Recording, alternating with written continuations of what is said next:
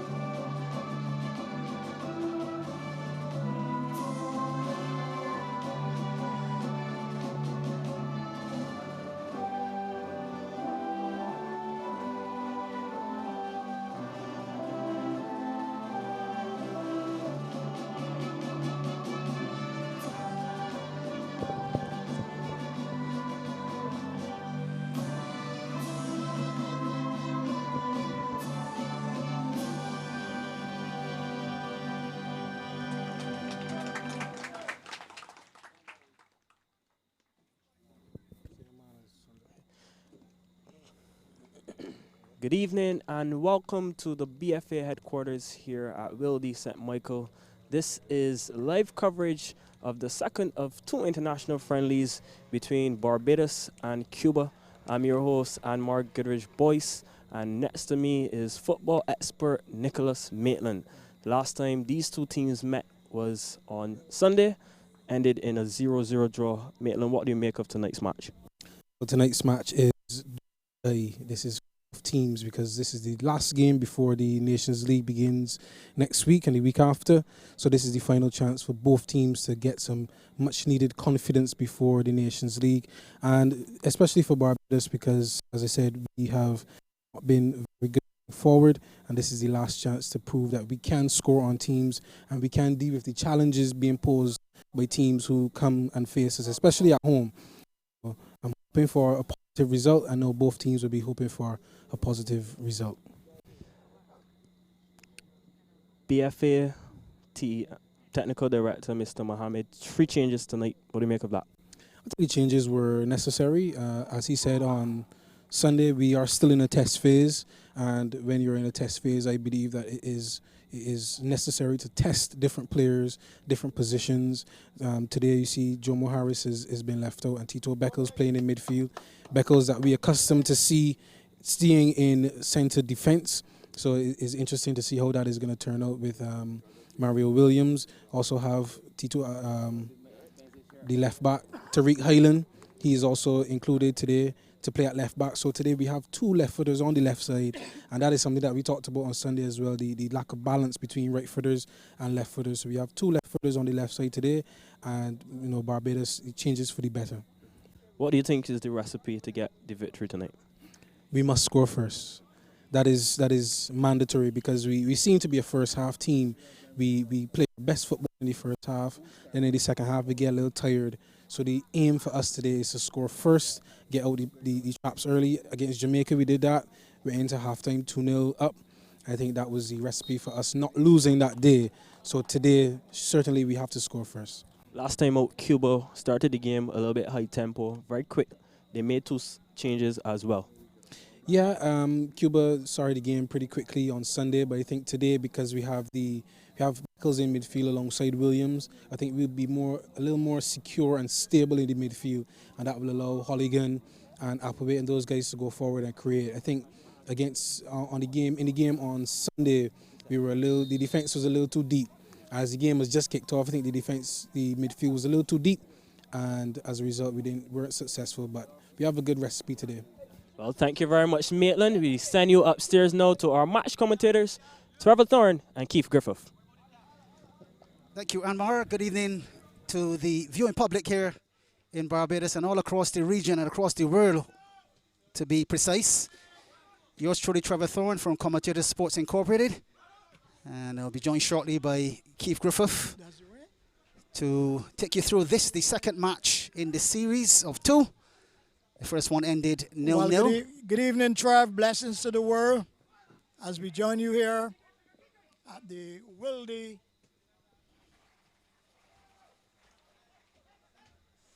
Trevor, are you still there? Yes, I'm here, sir. Yes, sir. Yes, I lost you momentarily, but yes, we're happy to be here for this second encounter. Very important encounter for Barbados and Cuba.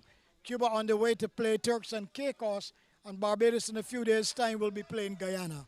The game on Sunday lacked a little bit of quality, but we're hoping that we see better football tonight. The crowd has stayed away, Trevor, as you noticed, but surely this is a good time for the players to stamp their authority on their place and make that starting 11 in Guyana. So welcome to each and every one, wherever you are across the world.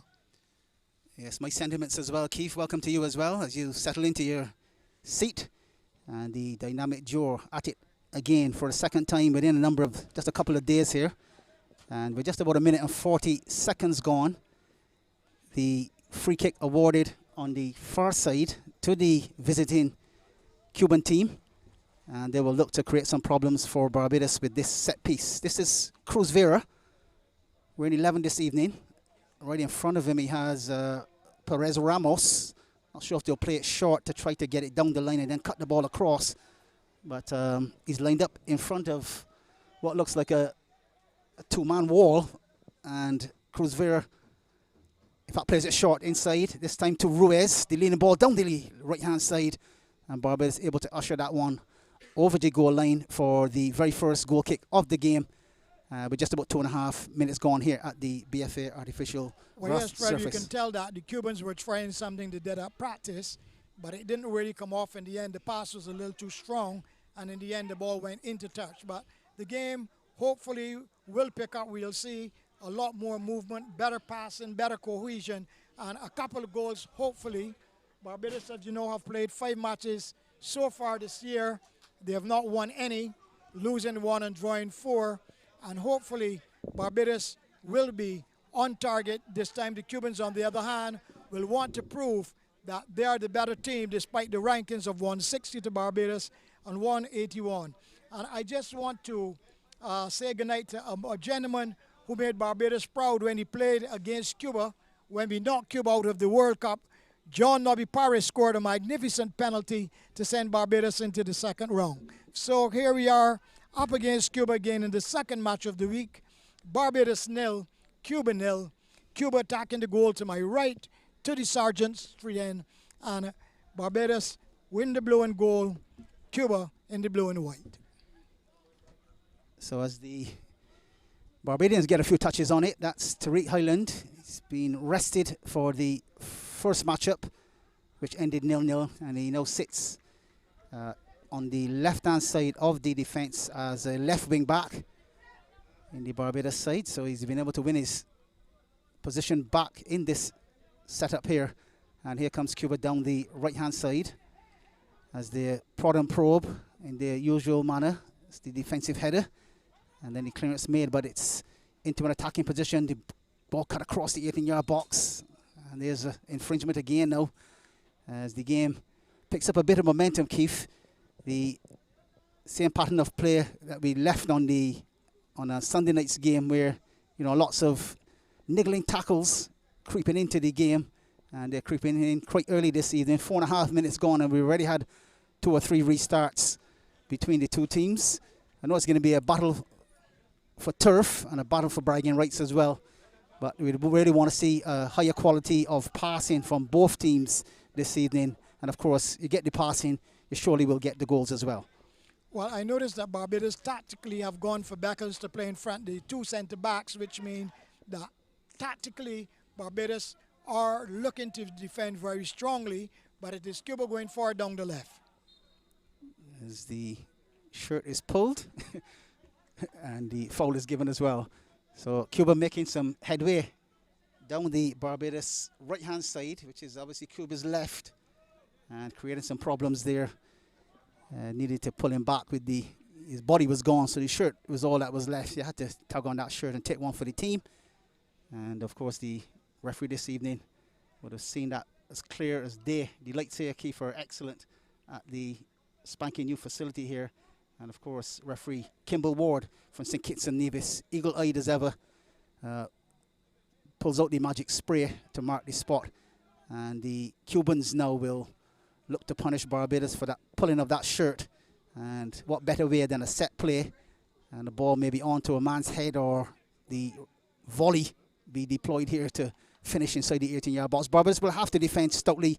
6 minutes gone, 0-0 between Cuba and Barbados, as the free kick is about to be taken. Referee having a few words again with the likes of Beckles, and of course a number of Cubans in the box. This one towards the near post, coming off the top of the head of the Barbadian there, and over the touchline for the first corner kick of the game. And Cuban with the kick across the far side. Keith, 0-0 at this point in time. It's 6.5 minutes gone in this one. Well, Cuba starting on the front foot. They've won 2 consecutive free kicks, one on the right and one on the left in dangerous situations. And now they're going for a corner. They like to play the short corner. They use some nice little tactics. What will happen in the end, we'll have to wait and see, because they are still with possession. They're trying to knock it here and knock it there. Cuba 0, Barbados 0. So the ball played over to the left-hand side. Gillian. Ball all the way back to the defense. 4 touches, changes the point of attack to the right-hand side instead. Cool and calm, easing past one, plays that leading ball, cut out at the back, but not a decent enough connection. Left foot shot tried there on this very even surface. As Cuba reset the play on the right-hand side. 3-4 touches, getting involved down the right-hand side. Ramos cuts back on his left foot. A little bit of a fake there, shimmy. Triangle completed by Cuba. This one, the ball delivered into the 18-yard box. Barbados defense holding strong and resolute. Need some good touches from Zico Edmade this evening. That wasn't a good one, but he was impeded in the process, and he wins Barbados a free kick. This one just midway in their own half. Williams with the restart, taken quickly down the right to Sargent, and then Sargent into Amanda Sugar-Lashley. Nice little triangles completed. Now the leading ball. A bit too impatient there for Barbados. A few more knocks would be good on the surface before you deploy that surprise ball through the center. And we're hoping that they can get that done this evening. Cut out at the back. Here comes Cuba down the left this time. It's Ruiz. Baquero Ruiz inside. He plays the ball to Cruz Vera. That's the leading ball across the right. Good control. Right foot shot coming in just past the far post. Keefe used the outside of the right foot. If he had put a little more curl on it, that certainly would have been the opening goal for Cuba. But lucky enough for Barbados, he used 3/4 of the right technique, and Barbados breathing a little bit easier as that one sneaked past the far post. Well, for sure, the Cubans are playing with shape and positivity at the moment. That was a sweeping move. The shot was always going agonizingly wide, but Barbados would have to be careful, because Cuba seemed extremely positive in the opening minutes, just as they did on Sunday night. Barbados are reluctant to play forward. They're playing deep in defense, and the Cubans using all their brilliant techniques so far to get the ball moving. Cuba on the offensive as they go all the way back, but Trevor, Barbados would have to defend in numbers and defend strongly and determinedly in these opening 10 minutes of the first half. They certainly will. It's started off at a good clip. Barbados really had to keep their composure as the Cubans came charging forward with the 5 and 10 yard passes that we were looking for on Sunday. There's Ahmed Mohamed with the control with the right foot, showing that he still has a little bit of skill left in those old legs. Sargent showing a clean pair of heels down the right. Good cover challenge coming in from the Cuban defender there as he slid on the slippery surface. Thank you very much. Good goalkeeping here with one of the medics as the ball was coming straight at me. Trevor was getting ready to use my head. There you go. But one of the medics, he did brilliantly in goal, and the danger averted here downstairs. So good stuff, good commentary about the medic this time around, Keith. Even doesn't matter where the ball goes, we'll describe it for you this evening. This is a leading ball. Overcomes Zico Edmond, mistimes his jump and gives the possession away. The man pulling the strings for Cuba, Cueva receiving it and then playing the leading ball outright. Stolen away by Williams. That's another leading ball. A bit too impatient again. Must find someone 5 or 10 yards away to release the ball to and then call for it again. And then maybe you would see the next play that's on. But to hit it 40 yards, you're only giving away possession to our northern neighbours. Yeah, Trev, Barbados need to be a little bit more patient as the Cubans are doing. When they have the ball in their own defensive third, they take their time, they look for space, they make movement, and they pass the ball around with confidence and cohesion. On the other hand, Barbados are too willing to play a leading ball much too early, and in the end, most of the balls are going wide on the bagging. So Barbados will need to keep their composure, keep their rhythm, and keep possession of the ball, Trev. There's a saying in the modern era, if you have the ball in your own possession, well, you scarcely lose the game because the next team cannot score unless you score an own goal. So Barbados will need to possess the ball a lot better. Sounds like there we go again, straight into touch. Sounds like good philosophy to me. Barbados going with Kishma Primus in bar. That's one of the changes. Weir takes a rest. The back four consisting of Tariq Highland on the left. Next to him is Ramar Miller. He's joined in the centre with Shane Codrington. And on the right-hand side of that defence, Raheem Sargent. Two holding midfielders. One more defensive, I think, would be Tito Beckles from the UWI Blackbirds. And Mario Williams, the more attacking one from Paradise. And out left, Akil Applebert gets the freedom to taunt and tease down the left. And on the right-hand side, the speedy Armando Sugar Lashley from Paradise. Up front, Hayden Holligan falling just behind the roving Zico Edmure from Notre Dame. That's the Barbados team. This is what I mean, Trev. You see the confidence that the Cubans are playing with when they have possession. They hold the ball up, they push it around, they draw Barbados forward, and then they're looking to play that little twinkling ball between the defense. And Barbados will need to follow Cuba by example and use the ball a lot better than they have done so far in these opening minutes. They hit the nail on the head, Keith. That's exactly what is required. Nothing wrong with taking a leaf from what you're seeing from Cuba. I think it is more a case of confidence for Barbados. Don't want to be caught in possession and therefore releasing the ball a lot too early. You need to be able to hold off the man first, look for the correct pass with the right pace on it as well in the right direction, and then you bring your players into play based on that particular type of strategy, similar to what we're seeing here. Cuba, they're going left and right before they even pass the ball and gaining confidence as it is. Ball pierced through the centre into an attacking position. Go Cuba, ball laid inside. Chance here for Cruz Vera to lay it wide. Does so now. Offside trap is set but has been breached. Square ball in and out comes Primus to take it cleanly on 13 minutes. The Cubans go with Sanchez Mostela, the keeper that started on Sunday night. He's there again. A back four consisting of Pedro Julian on the left. Rizzo Rojas, the central defender. He's paired up with Lopez Escalantes right next to him. And on the right-hand side of that defense, Martinez Ramirez. Well, again, we have given up possession, Trevor, too easily. And the Cubans showing that they have the ability to get forward. So we have to be careful that Barbados don't concede an early goal because they're not progressing the way they should when they have ball possession. The Cubans very confident and composed, and Barbados will be hoping to break them down with some individual brilliance as Holligan look to turn it all the way back to the keeper. He goes in a negative manner all the way back to keeper, rather than maybe looking to his left or right and see if there's a midfielder that can assist him with a little 1-2. Give him space and time to turn on it and then see what options are on in the attacking positions. But instead he went negatively all the way back 25 yards to Primus to start it all over, and Barbados have given away possession on another occasion.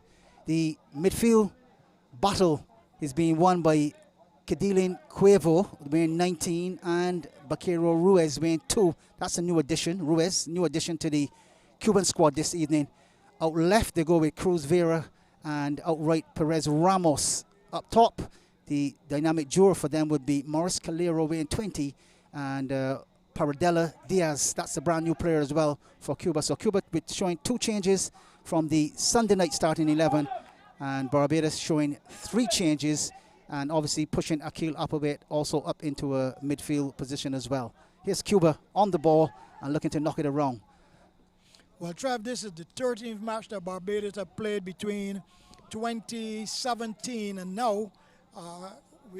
We wait because the Cubans going forward. So they're in the ascendancy down the right-hand side. Low prodded ball, 1-2 played.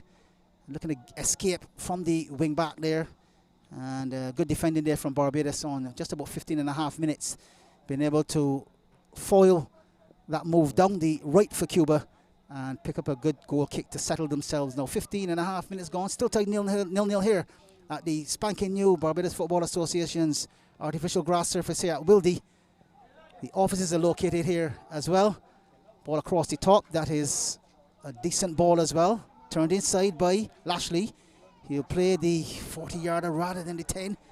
Can't stop saying so. Maybe it's in their makeup. It's in the DNA, Keith, to try to get out of defense as quickly as possible. This will need to change as you come up against top opposition in the CONCACAF tournament as well.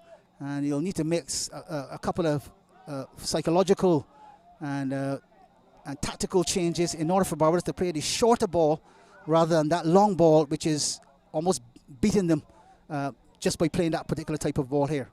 Well, that is so true, because when we go to Guyana, we're going to be playing on a full-size pitch of 120. This is a minimum size field, and definitely we will need to protect the ball better. We will need to move off the ball a lot better and also hope to create some chances. But so far, with 18 minutes gone, Cuba have had most of the possession, not dangerous possession. Barbados going forward with only one man up in front.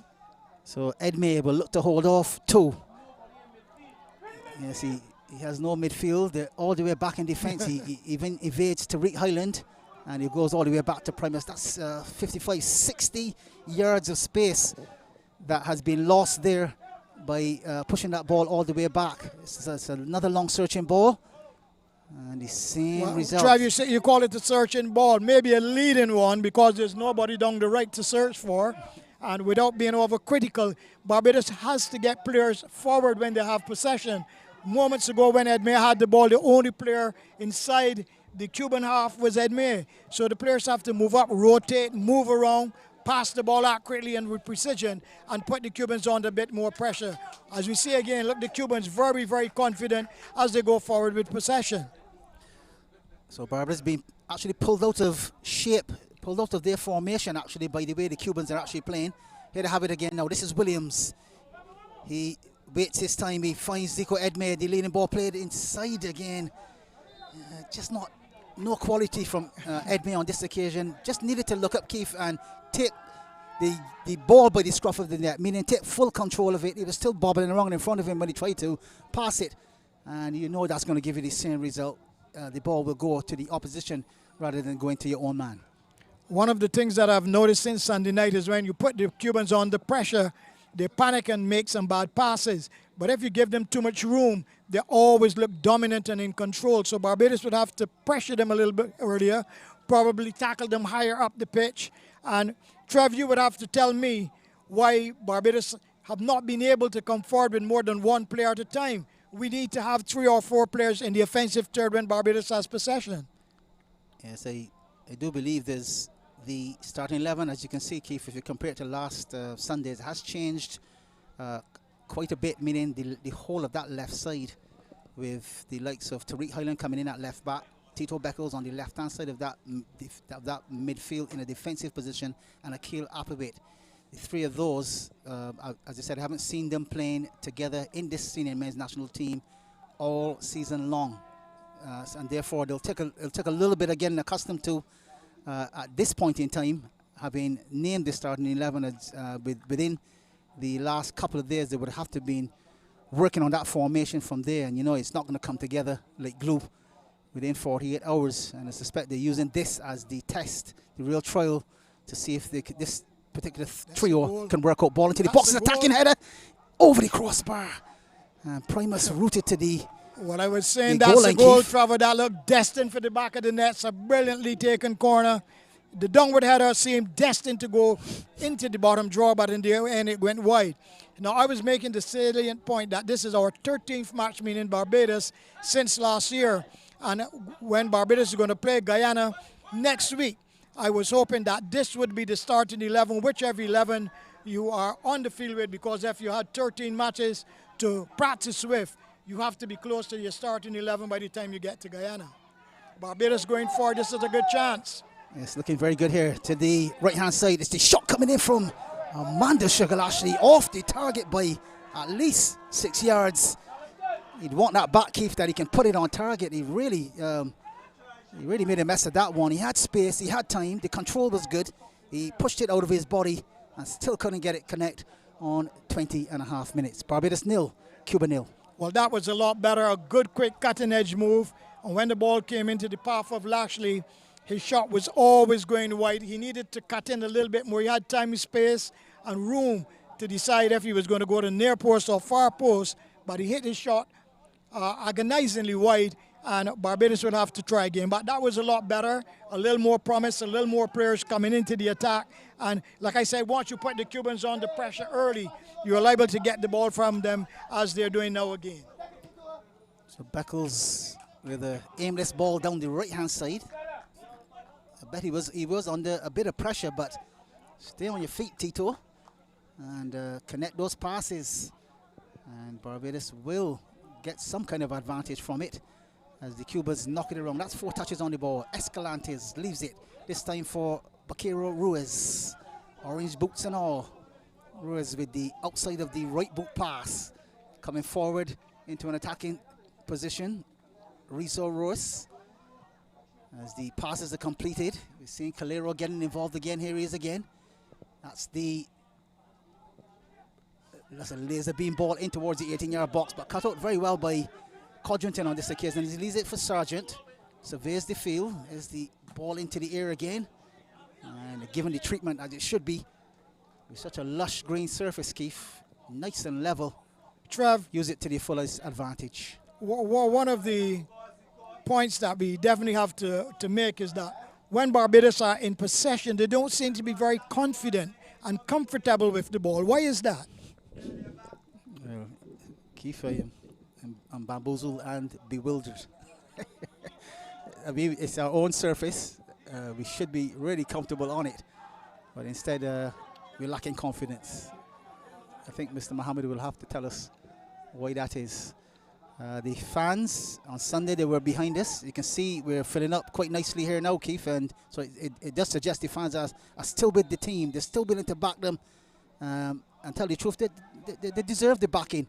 They've had a number of draws here. They haven't lost very often in recent times, and therefore that holds promise going into the CONCACAF tournament. So they just need to step the quality of the game up with the passing game.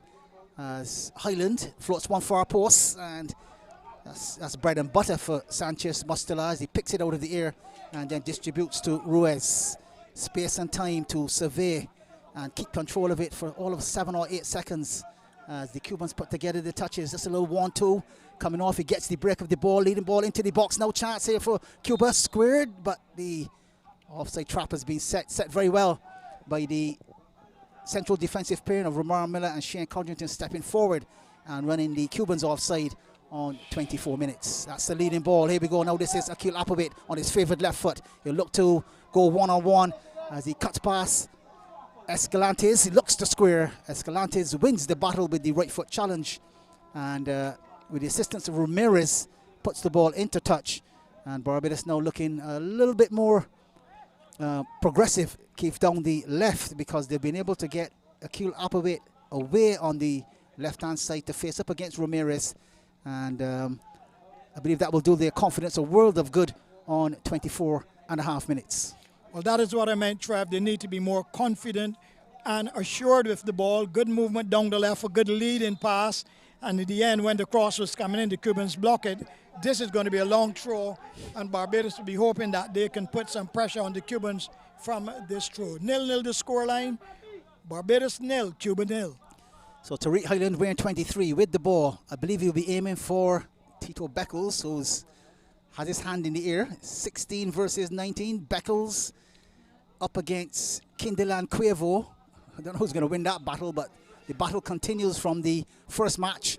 This is the long ball towards the near post. Beckles looking to get his head on it, but winning that particular small battle would have been Cuervo as he put the ball over the touchline for another throw, another set piece, which we're looking for, I believe, Beckles to get his head on this one and prod it backwards so that the finishing touches can be applied. Here's the ball into the box again. It's a longer one in towards the near post, cleared by the Cubans on this occasion, and coming off the chest this time. Lucky enough for Barbados, off the chest of Diaz and over the touchline. A bit of WWE creeping in there, Keith, on Holligan. Barbados have won themselves a free kick, just about 30 yards out on the right-hand side. Time to put their set play into place. Well, the game has settled a little bit more. Barbados have gotten more involved in the attacking aspect of the game. They've won a free kick on the right attacking side of midfield, and they're hoping to conjure up some magic as the Cubans are defending, in my opinion, a little bit square. So all Barbados will need to do is look to play a ball towards the near post as the Cubans are more central. We wait for the free kick, Trev. So Armando Sugar-Lashley switched his boots this evening, not the red ones we're accustomed to. Well, the referee is having a word again with the players, because since Sunday night, whenever there's a free kick or a corner kick, there are lots of holding and pushing, and all the referee needs to do is flash the card and get it under control. There's no need for all of that. This is a friendly international, and you should be able to jostle without pushing and holding as the players are doing at the moment. I'd rather be sitting here than the ref, where he has a hard job. This one to be floated in. Lashley with the delivery. It's an attempted attacking header. Comes out to defender last. And then they clear their lines. Nice sensible stuff from the Cubans here at left back. Is the 40-yard clearance. To no man's land at first, but taken up very nicely. Will need some cover challenge work done by Williams, who barges his man off the ball and wins possession. Then sets the very speedy Hayden Holligan free on the left. He too is pushed, and I believe Barbados will have a free kick on the opposite side of the field, Keith. In fact, directly opposite from the free kick that was taken on the right-hand side, this time around on the left, as the Cubans continue to complain, but the referee won't change his mind today, tomorrow, even next week. So heading towards the 28th minute, and Barbados with a set piece on the opposite side. The man doing all the delivery of these free kicks is Armando Sugar-Lashley. Perhaps he will leave it this time for Akil Apovit, who does deliver a decent free kick into the box as well. And therefore, Barbados with options, either the right foot of Armando Sugar-Lashley wearing 19, or the left foot of Akil Apovit wearing number 7. The last 5 to 10 minutes, Trevor, Barbados has been in the ascendancy. They look more positive, more purposeful, and they're going to conjure up some magic here and hope to put the Cubans under pressure. So here comes the free kick now. Stepping over it, delivered into the near post, and here's good goalkeeping from Sanchez Mustilar. Collects it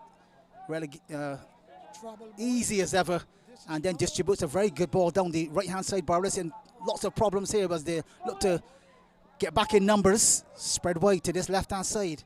Here's Ruiz, cuts inside, plays that far post ball, cleared away by some good defensive work, this time from Williams, stretching with the right foot and putting that ball no-nonsense style into touch. 29 minutes gone, 0-0, as the Cubans continue to prod and probe. Barbados holding strong in defense. This is Beckles, swiveling 180 to clear and put that one over the touchline for a Cuban throw. Well, a lot better, like I said, in the last 5 to 10 minutes from Barbados. They push forward in numbers. They put Cuba under a little bit of pressure from long throws and free kicks. But we wait to see who will open the scoring, because as the Cubans going forward, shot, aim at the far post, but always going wide, no danger at all. And Trev, after 20 minutes so far, Barbados will just need to settle down, maintain possession, and try to keep the openings as the rain comes tumbling down, and I would have to reverse a little bit. Well, put that vehicle in reverse, sir, and get into your garage. 30 minutes on the clock. You're watching the live coverage of the second of 2 friendly internationals between Barbados in the yellow jerseys this evening, and Cuba in the chain strip of white. 30 minutes gone, and it is 0-0. Here's Cuba with that back heel. The ball to Ruiz, who shoots with his right foot. And he went for the curler. The top left-hand corner, but put too much pace on it. And the ball over the crossbar for a goal kick. 30 minutes gone. Cuba with just about, I believe that's the third shot on goal. Still no problems for Kishmar Primus, who's been able to maintain his record of having a clean sheet from the last matchup. He went off injured in the Jamaica game, and at that point in time it was 0-0, so he still continues to maintain a clean sheet as far as he is concerned. And he takes his own goal kick here now. Floats it just past the half line. That's a bit of a mismatch, as you see Holligan trying to match up against Cuervo. Cuervo all of about 6'4". Holligan only just about 5'9" or so. That's the clearance made. And as the two players go after it, the ball over the touchline this time.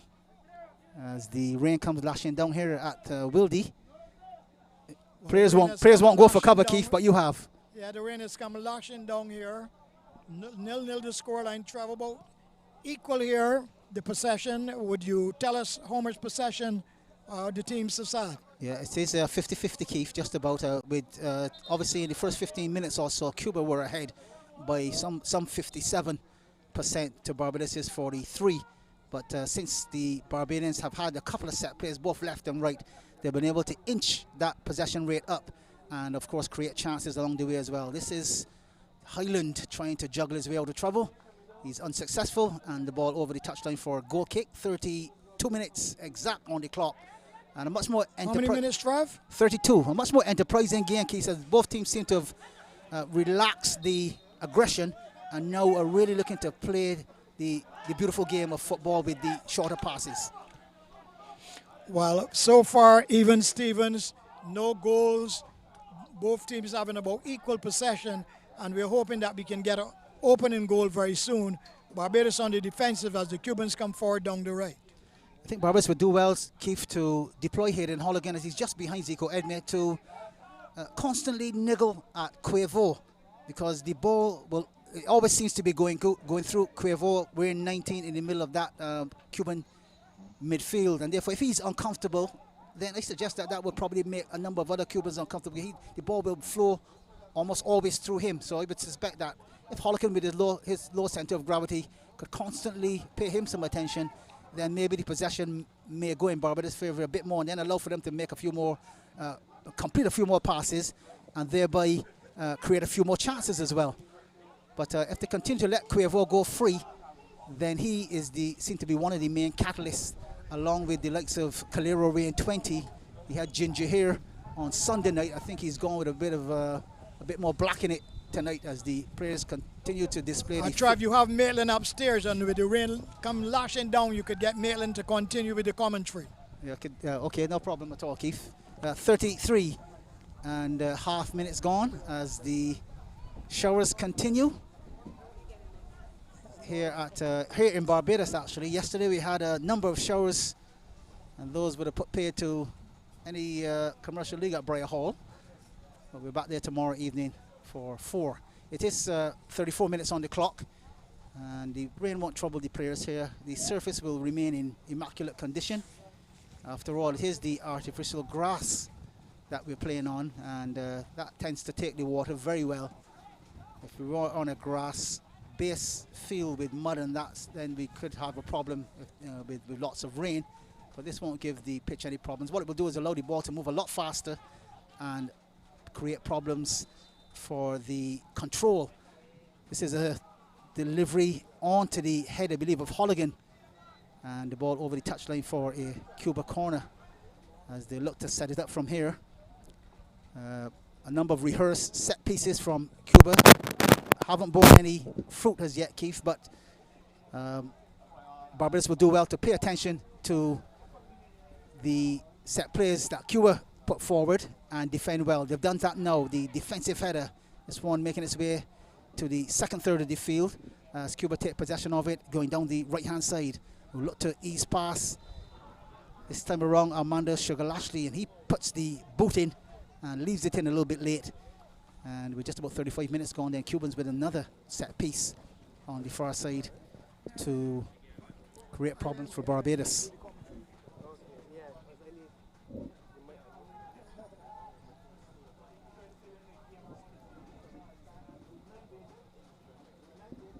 So Cuba setting up to take this set piece. A two-man wall to breach.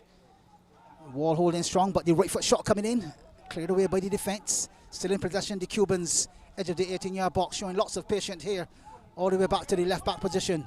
Little 1-2 play. The player still has not been picked up as yet. That's Rojas down the left. You look for some assistance from Julian. Julian inside again as the Cubans put together 4 passes. Looking to open up this Barbados defense. Cruz Vera down the left, cuts back on his right foot, looks for the leading ball into the box, and out comes Primus, takes it cleanly. And we're just about 36 minutes gone. We're having a quick change in commentary. The next voice you'll hear is young Nicholas Maitland. Now, Nicholas, we're just about 36 minutes gone, 0-0 between Cuba and Barbados. But a much better game on the cards this evening, as both teams look to want to play the game of football and not necessarily be so physical as they were on Sunday night. Yes, good evening, everyone. Good evening, Trevor. We did start a little technical this evening. We descended into a bit of physicality, but so far we are both seeing both teams contest this game very evenly as the ball is now being spread in the midfield. I think we must allow the centre-backs from Cuba to hold on to the ball. They're not really causing much havoc for us, but I think our pressing must improve. Number 2 here from Cuba plays the ball out to the right. The cross comes in. The rain probably obstructed his view, and it's cleared away by Applewhite to Edme. One of his very rare touches on the ball. Uses his strength to hold off the defenders, and he wins a free kick in the rain. The rains are with us, and here's hoping that the Barbadians will probably feel a bit more comfortable in these conditions. And the Cubans, Sargent is on the ball. He's right back for his national team. That is high ball, lofted. The defender should get there quite comfortably. Here's Williams in the midfield again, a shot from distance, and that one is just past the right post. The goalkeeper was scrambling. He almost had nightmares of the shot from Williams on Sunday, which he narrowly tipped over, and that was a great chance for Barbados to take the lead against the run of play as well. When you saw Williams shaping up for that one in the midfield, you knew that it was going to test the goalkeeper, but it wasn't on target. But so far, after 38 minutes, that is the closest that we have come to an opening goal here at the Wildey Turf. All right, thanks, Nick. We will go back and forward. Keith has had to make a little bit of a shift in his positioning because of the rain. And we'll continue with Nicholas until we can get Keith back on the microphone again. 38.5 minutes gone in the first half of this one. Yours truly, Trevor Thorne from Commentators Sports Incorporated. Of course, with every single kick, free kick, set play, dead ball situation, volley, half volley, goal, brace, hat trick, beaver trick, yellow and red card disputes. We'll follow it all this evening and keep you glued to your TV sets on Trident 10 as Barbados take possession with Codrington. The 45-yarder looking for Edme. Overcomes some good defensive work this time around from Rizzo Rojas. And Barbados with the possession down the right-hand side. He'll leave the throw for his countryman Sargent to take. And Barbados with this set piece now hoping to put the ball into the box. That's Edme looking to deploy the bicycle, but not before he was in a shoving match with the defender there, shoved him off the ball, and then tried to deploy the bicycle kick.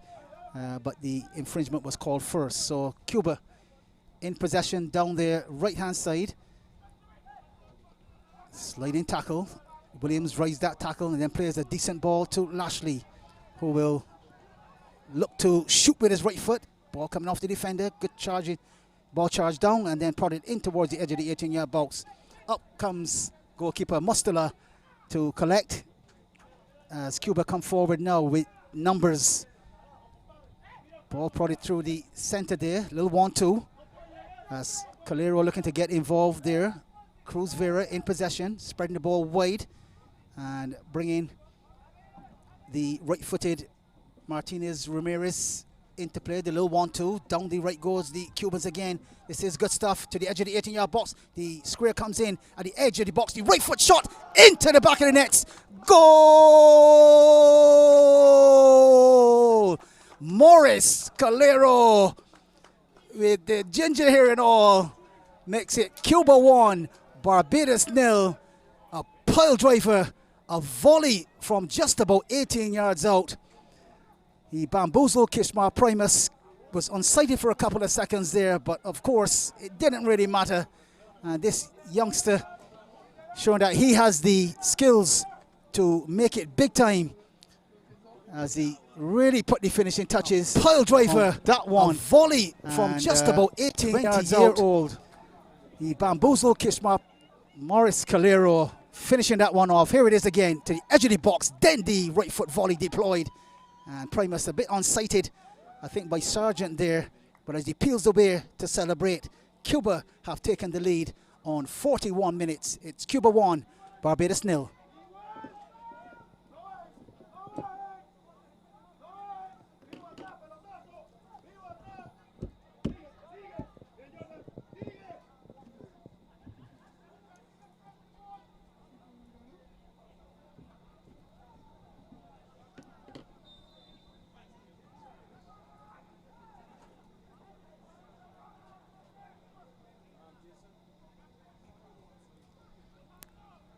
We were always impressed with Morris Calero's player, Keith.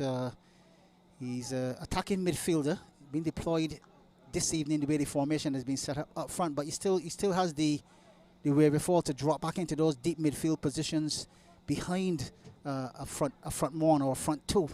And there you saw he had the wherewithal and the capabilities to evade and lose his defender, shake him off, and then arrive at the right place at the right time on the D of the 18-yard box, and with one touch set it up on a platter and then drove it with the right foot volley past Primus, who didn't have any chance to get at that one at all. Another set piece. Barbados will have to concentrate again. 42, almost 43 minutes gone, and Cuba continue to pile on the pressure with these set pieces. They continue to get the fouls in and around the 18-yard box and look to do damage now to this Barbadian team.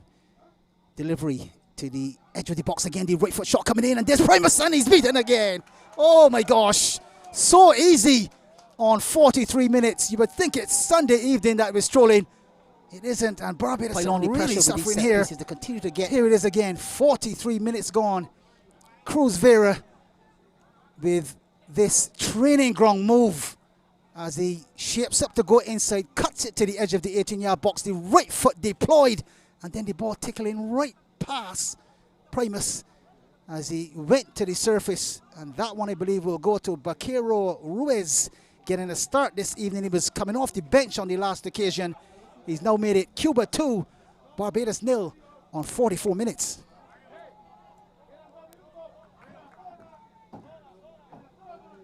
So Barbados really on the cosh here. 2 goals in 3 minutes. And we really need to go back to the drawing board again. A lapse in concentration for 2 goals has given the Cubans a 2-goal cushion on 44 minutes, Keith. Keith has lost his communication there for seconds. The weather having a toll on some of this electrical equipment. Seeing Cruz Vera putting the hand into the face of Raheem Sargent, and immediately ref out of St. Kitts, you know he's not going to pull any punches. Kimball Ward with the yellow card to Cruz Vera on 45 minutes.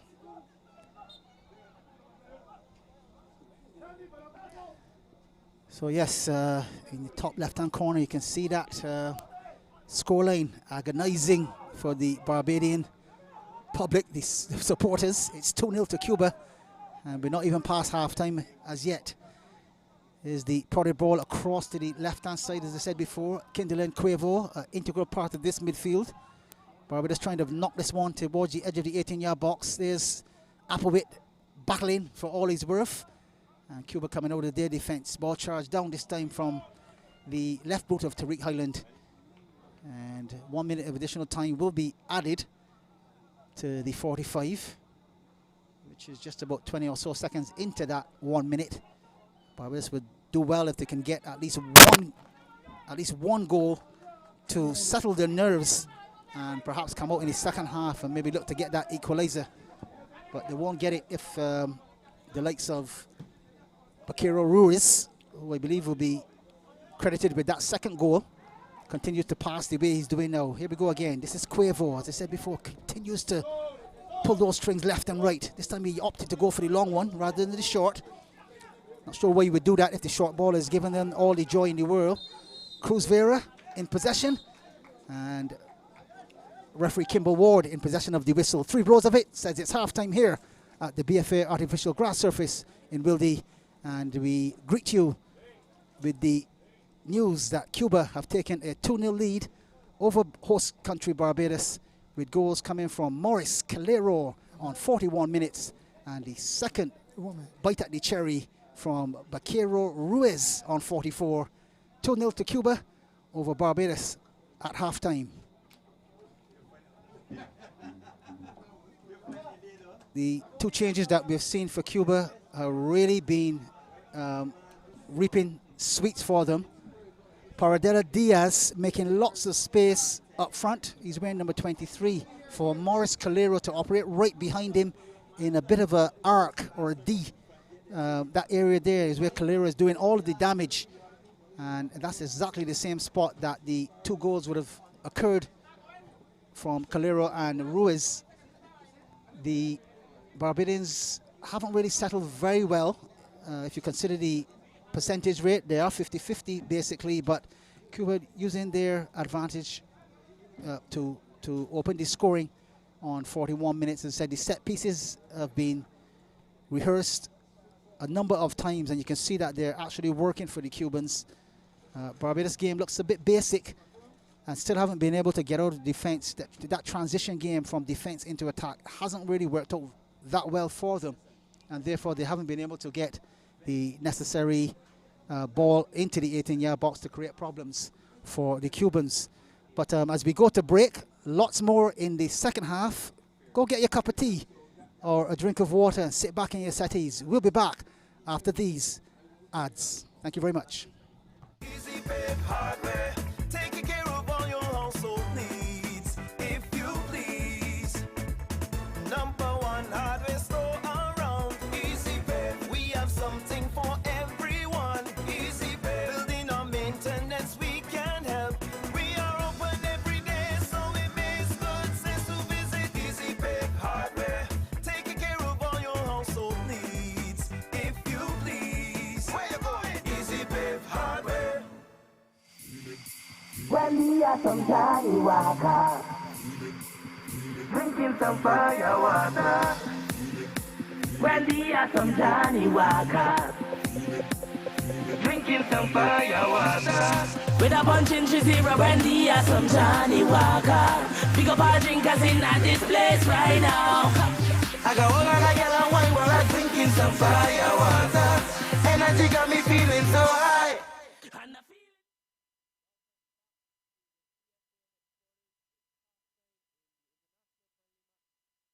Barbados versus Cuba. Cuba 2, Barbados 0. Barbados conceding 2 goals in 2 minutes. Luzmel Calero in the 41st and Andy Rules in the 43rd. Nicholas Maitland, what are your thoughts?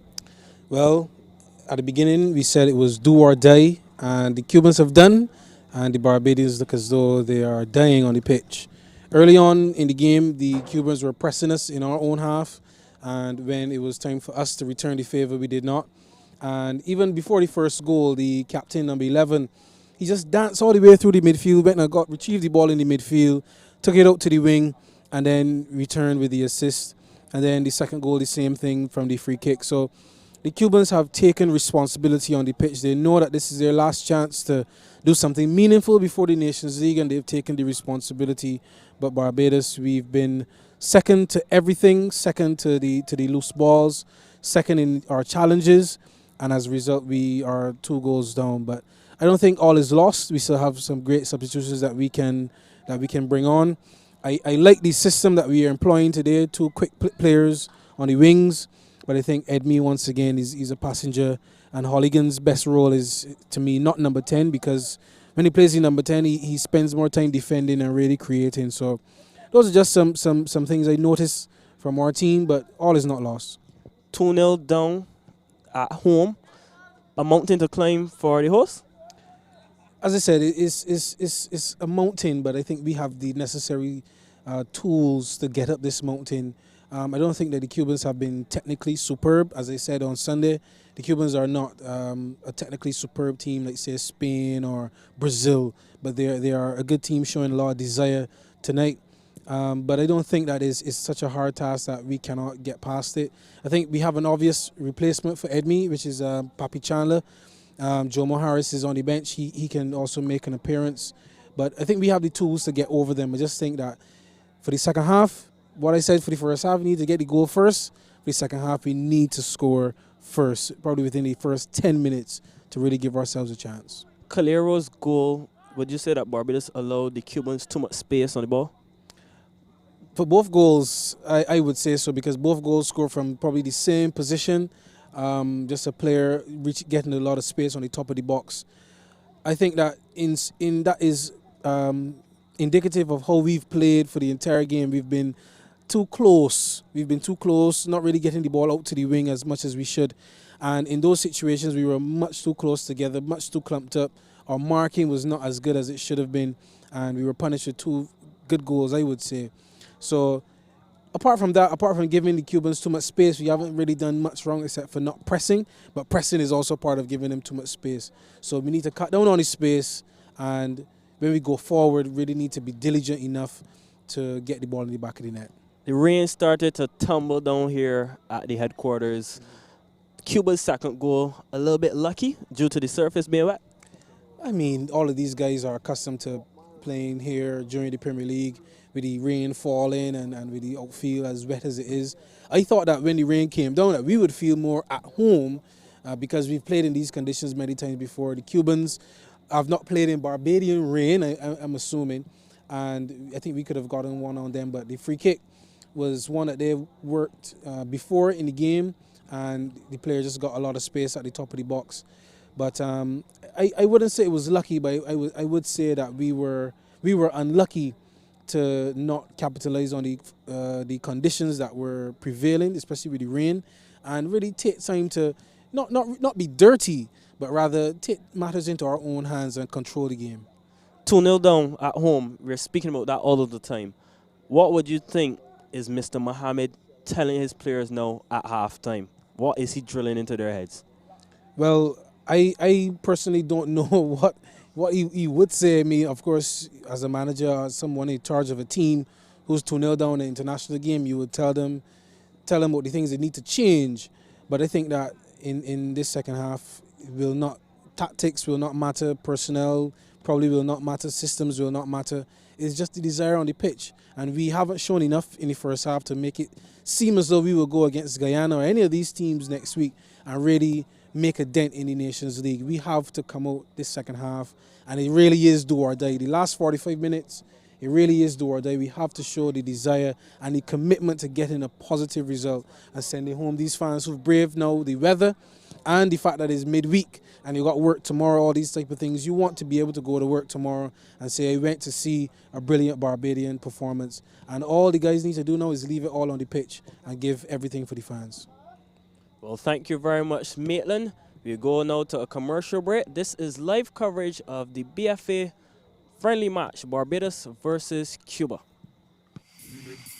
When we are some Johnny Walker, drinking some fire water. When we are some Johnny Walker, drinking drinking some fire water. With a punch in zero brandy or some Johnny Walker. Pick up our drinkers in at this place right now. I got all of that yellow wine while I'm drinking some fire water. Energy got me feeling so high. Easy Pep Hardware, taking care of all your household needs, if you please. #1 hardware store around. Easy Pep, we have something for everyone. Easy Pep, building or maintenance, we can help. We are open every day, so it makes good sense to visit Easy Pep Hardware, taking care of all your household needs, if you please. Where you going? Easy Pep Hardware. Sneakerheads, that is the place to be. If you like no sneakers, then you better follow me. Sneakerheads, for you and me. Mall 54 in the middle of down Broad Street. Name a near brand shoes. Sneakerheads, them got it. Prices like the sizes for everybody pocket. Open Monday, Tuesday, Wednesday, Thursday, Friday, Saturday. Promptly at around 8:30. Call 537 SHOE. That is 537-7463. Sneakerheads, that is the place to be. If you like no sneakers, then you better follow me. Sneakerheads, for you and me. Mall 54 in the middle of down Broad Street. Sneakerheads. Welcome back to the BFA headquarters for our live coverage of the international friendly match, Barbados versus Cuba. Currently the score at halftime, the hosts Barbados are currently down 2-0. Nicholas Maitland going into the second half for Barbados. What do we need to do to ensure that we get the win? Well, I would say our wingers are not getting on the ball and getting on the space on the ball in spaces or on the wing. That is one area of concern for me. I think that our wingers, whether it be Lashley, whether it be Applewhite, the fullbacks as well. The fullbacks, I saw one overlap in the first half. Sargent is diligent as usual, but I didn't think he really got too far up the pitch on the right flank. So I want that to change in the second half. I want our wingers to be more on the ball, either cut inside, put in crosses, and improve the service to the centre forwards. If we do not do that, then there's no way that we can get goals. I think that Lashley has been good in spots, Applewhite has been good in spots, but not good enough to really get the ball in the box to Edme or whoever is supposed to play centre forward. I would prefer also, if I may give my second recommendation, let's have two strikers on, because Holligan is playing something like a second striker, because he's having to defend a lot and he's not really getting close to Edme enough to really effect change in the final third. So if it is that he is to play as a striker, he should play as a striker, all-out striker. Allow Lashley and Applewhite to get on the ball on the wing and leave Bagger Williams, and I'm really scared one of these footballs come and hit us. Leave Bagger Williams and Tito Beckles in the midfield just to clamp things down and keep a hold on the midfielders from Cuba, because now Cuba with a 2-0 lead, they may take the foot off the gas a bit, and we have to be there when they are not. You kind of jumped the gun, because I was just about to ask you, with Cuba having the 2-0 lead, what do you think their manager's going to do? Will he make a couple substitutions? Will he be happy with how the team is playing? Keep things the same? What do you think he'll be telling his players? Well, in the press conference on Sunday, he mentioned that he was going to bring in some changes. I think there's only two main changes that they've made. So maybe they will go for a bit more changes in the second half to get some players on and just keep that momentum, because they want to win as badly as we do, as Barbados does. So they would just want to probably make some subs, keep the momentum up. But for sure, it is up to us now to take this game from them. It won't be easy, but it is up to us. We have the tools. Well, as the players begin to take to the field for the second half, we'll be right back here on Trident 10 TV. This is live coverage of the international match, Barbados versus Cuba. When we return, second half action. When we are some Johnny Walker, drinking some fire water. When we are some Johnny Walker, drinking some fire water. With a punch in zero brandy or some Johnny Walker. Pick up our drinkers in at this place right now. I got all of that yellow wine while I'm drinking some fire water. Energy got me feeling so high.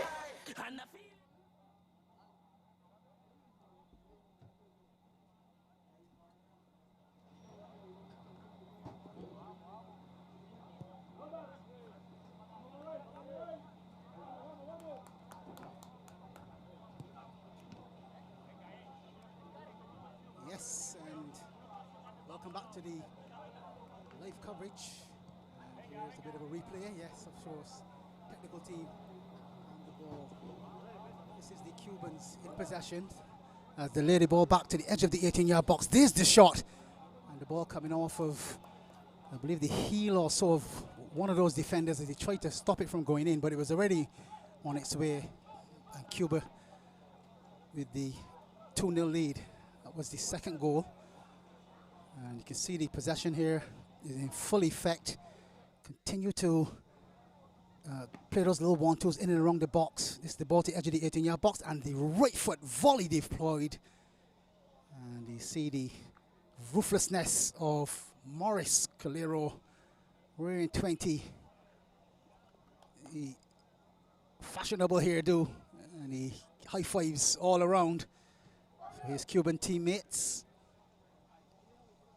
As we get ready to set this second half up, Barbados with a bit of a mountain to climb.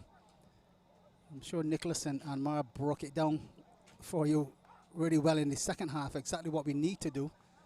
And I would reinforce that in saying that within the first 5 or 10 minutes, as games will go, you would want to, you're down by 2, you would want to score an early goal and not leave it till late, that the Cubans can take the game by the scruff of the neck. We see a substitution here with Jomo Harris coming in for Tito Beckles, and it's a like for like. They both were defensive midfield players as they were deployed. Harris in the first game was deployed in that very same position. Beckles took his spot this evening, but lasted 45 minutes before Ahmed Mohamed decided he needed to do something about it. That's a leading ball and sliding tackle coming in. Chance for Barbados to go down the right-hand side with Holligan. He'll cut the ball across the box. Chance here. Oh, it's far post. And arriving late this time and couldn't get the connection. That's Joe Moore Harris coming on as a sub. Would have been an instant hero if he could have put that one into the back of the net, but he had arrived a bit early, and the slippery surface, he couldn't correct his run. And with 45 minutes and 45 seconds on the clock, Barbados with their first chance to get that one into the back of the nets. As he confirmed 2 substitutions, then it is Jabari Papi Chandler, the leading man, scored 19 goals for the season, coming on for Zico Edme. So Barbados looking to go into this second half with all guns blazing. Well, Trevor, I'm back with you if you can hear me. And why not? Yes, yes, Keith. Welcome back, sir. Yeah, welcome back. Yes, because you would have loved that opportunity. You would have made it 2-1 early in the second half. But a positive start in the second half by Barbados. They have to play on the front foot now. They can't sit back 2 goals to 0 down because the Cubans in the ascendancy and going forward down the right. So yes, the Cubans one possession and now go down the right-hand side. To create problems there, but wasn't to be. Good defensive work from the Barbadians, and Tariq Highland with the throw to Harris. Back to Highland, who will clear sensibly. No foul, says the referee, and Cubans continue to play here. 47 minutes on the clock. And the first real chance, Keith, as I was saying before you were mic'd up and ready to go. When you're 2-0 down at halftime, the first thing you would want to do is to place a lot of importance on scoring your first goal in the first 10 minutes of the second half, and therefore give yourself a chance to go on and get the equalizer, and maybe then with that momentum take the game by the scruff of the neck and even get a 3-2 result. But the first chance is gone. Doesn't mean you won't get many more, but you really need to pay attention to the balls in and around the 18-yard box if you're going to come right back into this one and you're a Barbadian. Well, yes, Travis, it's going to take a lot of work. 2-0 down at home. Barbados in the first half sat back a little too much, in my opinion. When you're playing home, you have to play on the front foot. And the Cubans, on every occasion, they got a chance to go forward. They always look dangerous. Barbados mainly look good from the long throw, and now they're forced to defend. Danger here. Goal number 3 in the making, just wide. It's wide by Harris, who had to evade the attacker's leg there to get his left foot in before the right foot was deployed again. And Barbados breathing a sigh of relief, having to give away a corner But that obviously is much more to their advantage to keep the score at 2-0 rather than go 3 goals down and then really have a Mount Everest to climb. Barbados would definitely need to play positively in this half. They can't afford to go away here losing by 2 or 3 goals, because going to Guyana in a week, you have to go with the right attitude and you have to go with confidence and inspiration and motivation if Barbados are going to make any progress in the Nations Cup. The Cubans, on the other hand, tonight they look a lot better than on Sunday. You can see they did a lot of work in the 2 days on the training ground. The corners and the free kicks indicated that, and they vindicated that just before halftime, when one would have thought that Barbados would even be stronger. The Cubans going forward once again. So ball towards the edge of the 18-yard box, cut it at the back.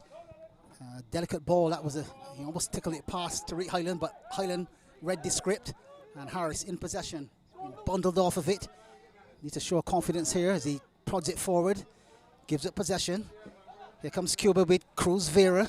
Got a yellow card on just about 45 minutes. Leading ball play down the left, and there's a solid tackle coming in from Akil Apowit to state his claim to that piece of the territory, and also letting Maurice Calero know that he scored once, but he won't be letting him in with another chance to make it 3. 50 minutes on the clock, Keith, as Cruz Vera takes possession of it, the captain of the Cuban team.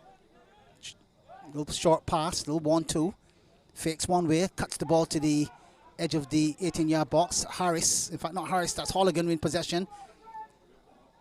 Pass completed as Barbados go down the right, but good cover challenge and a good reading of the game by Lopez Escalantes.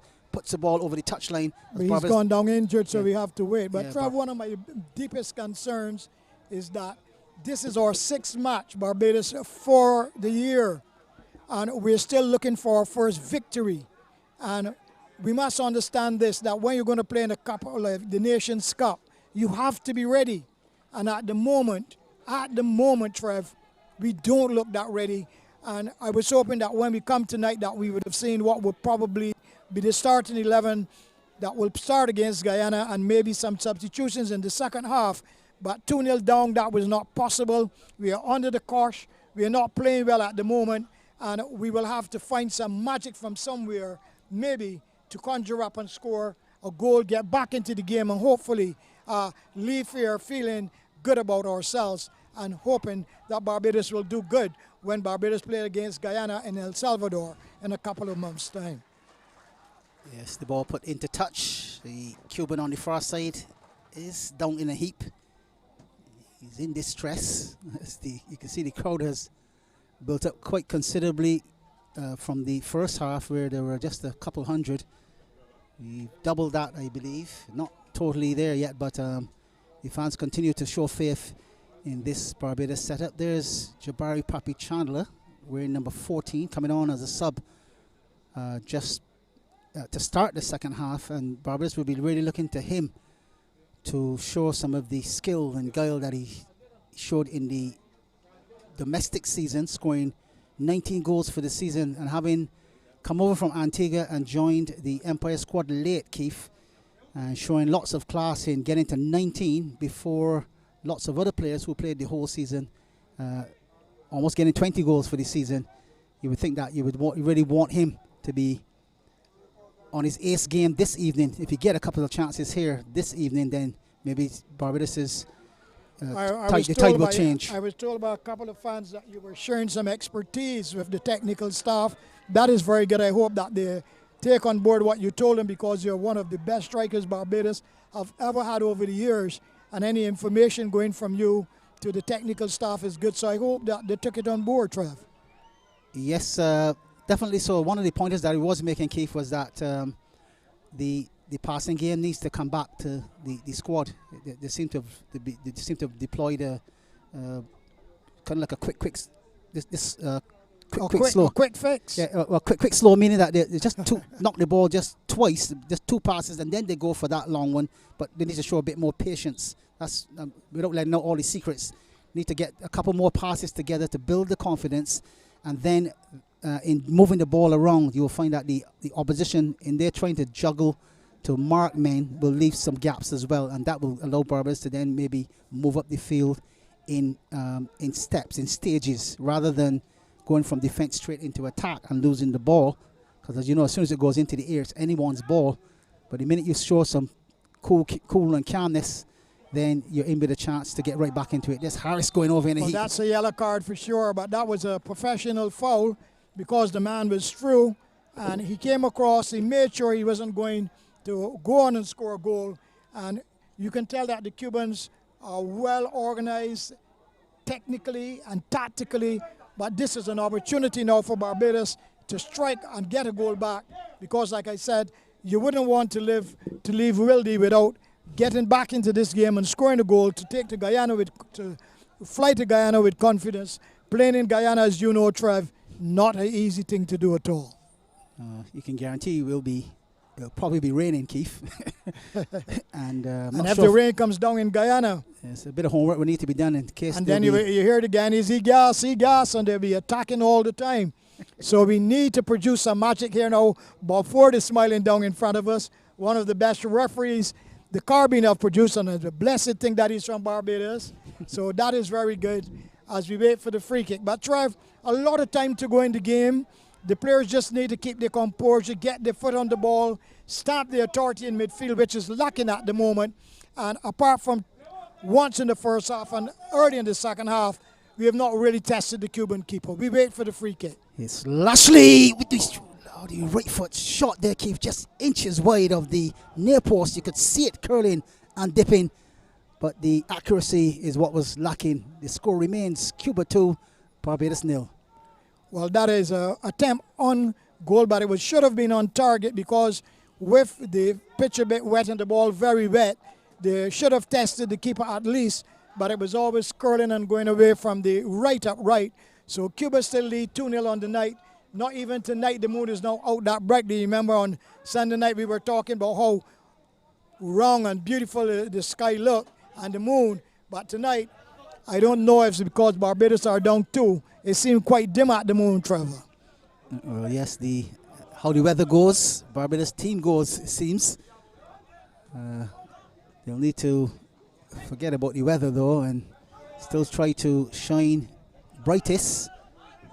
Haven't been able to do that yet this evening, and they do have a lot of time to get those 2 goals that are required to get to get the equalizer, that is, and even go on to win it. But they'll need a polished performance here this evening, and they won't get it if Cruz Vera continues to pull the strings.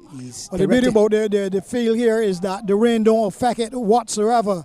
You know, it's smarting and good and cushiony, and you have no problems with the bounce of the ball or anything. Holligan going forward on a run. So could this be the opening goal? Well, he's left his man for dead there, Keith, but the pass again, a bit wayward. Doesn't have the accuracy to beat the Cuban defense. This is Williams, who's, for the second time, Keith, has had 2 rasping shots, giving goalkeeper Mustala lots of problems. That's the leading ball down the left-hand side. It's a bit of a 50-50 there, and referee judges that one to be a goal kick. I don't think Applebit put all into that, Keith. He probably should have put his body on the line there and got there just before the defender did, and therefore the tackle would have either been late and taken him off his feet, or he would have been in the ascendancy on that near post. But he chose to ride the tackle in a way rather than put his body on the line. Well, that's another foul. Barbados need to just keep their shape, keep their pattern. The 2 centre-backs also, Trev, need to come into the opponent's half and play with the ball, create the opening. We need movement down the flanks from the 2. Well, I don't know if they're full-backs or wing-backs, because most of the time they're kind of stationary. But if we can get some movement from the flanks, Barbados will be able to get back into this game, because the Cubans are sitting on their 2-0 lead. Barbados will have to be careful. That is a wasteful ball. That could have been controlled, brought onto the ground, pass it around, and look to create an opening. And those are the things that we need to work on, because, Trev, like I said, this is our 13th warm-up game, so to speak. And you know, in your time and in my time, sometimes you're playing in the tournament and you barely get 1 warm-up game. And this is our 13th game from last year. Yeah, they've had an enormous amount of games. That's one thing that's changed between our time and the present. The game seemed to be coming fast and furious. Cuba down the left-hand side, and the ball ushered over the touchline. Good defensive work there from Sargent. He wasn't having any of it. He wasn't letting the Cubans get in on that side of the field. And perhaps this is exactly what we need from the whole squad. A lot more determination. But Trev, from your commitment. knowledge, because you have seen more football over the last 2 seasons than I have, the system that we are playing with at the moment, would you say that we are playing 4-2-3-1 or we are playing 4-5-1? Because at times there's no cohesion and creativity from the midfield. Yeah, well, it does set up as a 4-2-3-1 as far as I see. But still, as you said, there still needs to be, whether it be 4-2-3-1 or 4-4-2 or any other system, the players need to be very cognizant of where they need to be at certain points in time. Sliding tackle coming in. Ref will have something to say about this one, I believe. Yeah, he was going for his yellow card. We'll wait to see who will get it, because I believe that the free kick will probably go to the Cubans. There was a tangling of bodies momentarily. Someone has got the red card, for sure. It looks like Chandler. That is what I was telling you, because I could have seen. It's amazing. And did he just go onto the field of play, or he was about to be substituted? He just went onto the field. He came on 46 minutes, Keith. This is amazing. There's Papi. That's Papi Chandler, yeah. Jabari Papi Chandler. Right by the halfway line, and he was brought on to score goals. Both players have been sent off. I think that the Cuban also got a red card because he sat down on the field. He probably said something too. But both players have been sent off, so they're down to 10. And Barbados is about to make 2 substitutions here. And surely that would have been an unnecessary sending off, because 2-0 down, you need to keep your composure and don't get into any scraps. And this is not a good omen for the national team whatsoever. Yeah, stranger things have happened. 2 men off on 60 minutes. Yes, for sure. Confirmation then that Jabari Chandler is off. And of course, Lopez Escalantes is also off the field of play on 60 minutes. So 2 men off, and the Barbados is about to make another substitution. Certainly looks as though Mario Williams is making way. Is this Williams seem to be coming off? Yeah, Williams off. I believe it's Omani Leacock is about to take the field. Well, really and truly out of a clear blue sky, or you should say a wet sky, 2 players being sent off unnecessarily. So number 4 from Cuba, he was playing extremely well as a defender, but he have found himself on the sideline. And Papi Chandler, who just came on, he is gone. We also see Highland being substituted. So it is going to take a lot of adjustment by both teams, and down to 10. So you're going to have more room on the field of play. No one seems to know what is happening. Here the players are asking who is being substituted. We have to wait and see. So Nikolai Blenman, I believe, is going to make his way on to the field of play for Tariq. The number 17 player. For Tariq Highland. I think that's the way it's going. A lot of confusion and a lot of problems at the moment. Yep, so 61 and a half minutes on the clock. This is upper weight.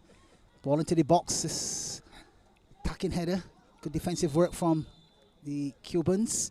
And they also win the free kick. I believe that was an offside trap set and executed very well on 62 minutes. The score remains Cuba 2, Barbados 0. Well, Barbados will really have to get their game together. The discipline has gone through the door. They must play with a little more purpose, a little more understanding, and most of all, they must remember that they are home and that Barbados are 2-0 down. And the fans not happy. The BFA has done lots of good work to get all of these matches in, and surely the guys should take advantage of this situation. Cuba going forward down the left, danger for Barbados. So Cuba taking advantage of the quick restart, but running into an offside position as well and giving up the possession cheaply. 63 minutes on the clock. Game 2/3 old. We're just short of 30 minutes to go, so lots of... And both teams looking to make a substitution. Number 17 coming on for Barbados. And the Cubans looking to bring on number 14, Trev. It looks like Sargent is coming off, if my eyes are good. And number 17 going in for Barbados, and number 14 coming on for Cuba. He looks like a defender because their main centre-back was sent off. And we will have to see what Barbados can do as we go inside the last 28 minutes. That's for sure, as the crowd continues to build here as well. A few more people trickling in for the second half, expecting a fight back, expecting a comeback from Barbados. And I'm very close to the Cuban bench, so when they're finished with me, I guess I'll be speaking some Spanish, Fred. There you go, sir. Why don't you stay close?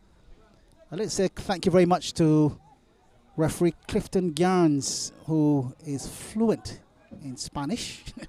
And me doing my homework, so I need to get these names correct. So I approached the expert, and he pronounced them. I memorized those names, and that's how we were able to speak the language. Mustalar. Number 19 is coming out for the Cubans, and number 14 is going on. Well, Trav, how many minutes exactly gone to be precise? 64 and a half. Say that again? 64 and a half. 64 and a half, because there was a long stoppage there in the middle of the pitch. One of the Cuban top players coming out. He has had a very good game. He's very, very athletic and strong in the air. He reminds me of one of Barbados' top players years ago, the Ricardo Cracker Goddard, 6 foot and change, left-footed and powerful, and he has been replaced. Cuba leading 2-0, 64 and a half minutes gone. Lots of time still for Barbados to get back into the game, but they would need to put their foot on the ball, stamp their authority in midfield, create some chances, test the keeper from Cuba, and hopefully Barbados could come away with pride and well wishes from the fans before they travel off to Guyana. That's a yellow card there for Armando Lashley on the far side. The card given on 66 minutes, Keith. Game getting, as you said, stop and go due to the 2 red cards earlier. And now some strong challenges by both Cuba and Barbados. This one, Lashley leaving the Cuban on the surface there with a strong tackle. And confirmation of that yellow card on just about 66 minutes. They're calling for a substitution for that player. So I guess many physios out there, Keith, they not only play the game, they know exactly when a guy can't make it anymore. Say that again, Trav. The Cubans are calling for a substitution to the player that's been injured on the far side. So as I said, they not only know the game, they know when a player is injured that he can't continue. Yeah. Based on what you have seen over the last couple of weeks, what do you think would be Barbados' best starting 11 against Guyana on the 6th in Guyana? Well, your personal opinion. Yeah, I'd want to reserve that starting 11 because at present there's a couple of things in the air here where the captain Rashad Jules isn't here at this point in time, and of course Thierry Gale, he too is on a football trial in Hungary. Then there's in the last press conference there was a release by the technical director about a number of players that will join the squad for the CONCACAF tournament. So well, how can you join the squad if you have not even played one practice match with the squad?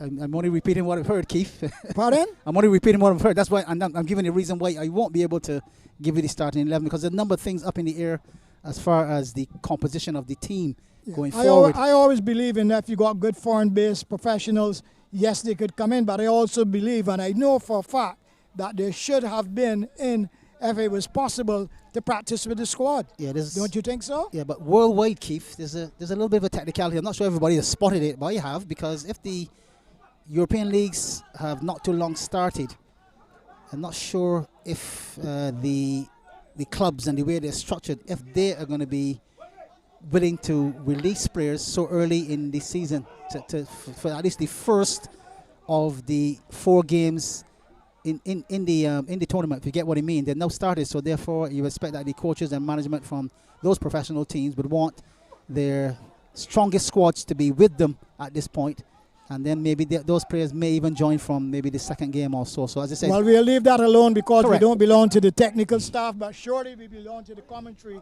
Barbados defending strongly at the moment. The Guyanese are waiting to play Barbados. Turks and Caicos waiting to play Cuba. On the night, though, Cuba lead by 2-0.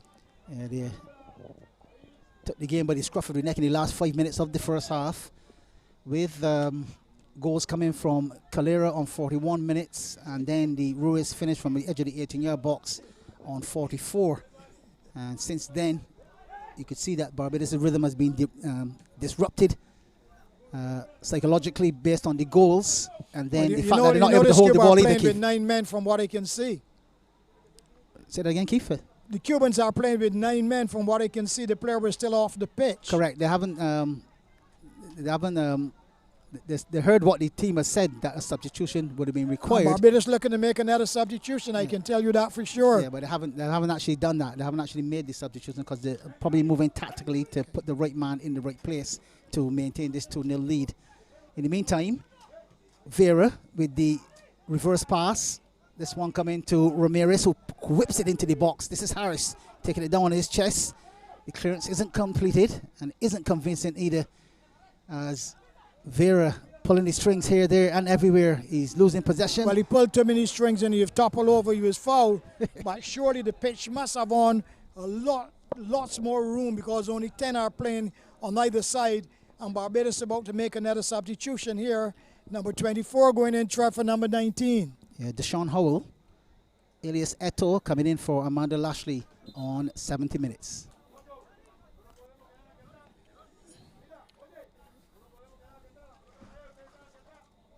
So Howell will look to deploy his skills, Keith, in scoring goals, and hopefully he'll be the shining light that Barbados need right about now to get that all-elusive first goal, and then try their best to go on and not be defeated here this evening.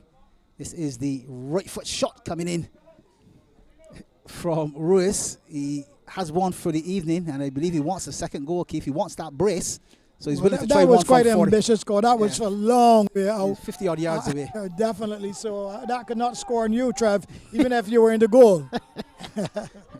But back to the game. The Cubans, having taken the lead, are looking strong, solid. They seem very contented with the 2-0 lead. They will play all the way back to the keeper, and Barbados will have to find some magic. Even the keeper is having a wonderful time skinning a man out and playing the ball down the left side. No coaching at the moment from either side, but the Cubans wouldn't mind because they're leading 2-0.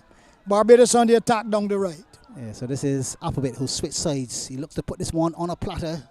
Cleared away by some good defensive work into the middle of the midfield as Cuba take possession. Sliding tackle. Well, that can be a red card. That can be a red card. He's very fortunate there to get away with a yellow. So it's Codrington. He got all man and no ball there, Trev. He was very fortunate there. Now, the one thing, when the ball is there by the center circle, Trev, so to speak, you don't really have to come in like that. All you need to do is shadow the player. He's going nowhere from there, Trev. Yeah, really not going easy in the middle of the field. He won't score.